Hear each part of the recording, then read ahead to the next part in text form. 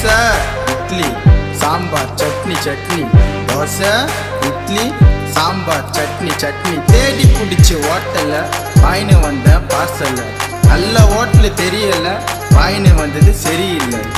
தோசை இட்லி சாம்பார் சட்னி சட்னி, தோசை இட்லி சாம்பார் சட்னி சட்னி. போட்டு கடா தட்டை எத்து 5 பூரி, கடா வைத்து உள்ள வாரி வாரி. தோசை இட்லி சாம்பார் சட்னி சட்னி, தோசை இட்லி சாம்பார் சட்னி சட்னி சட்னி சட்னி.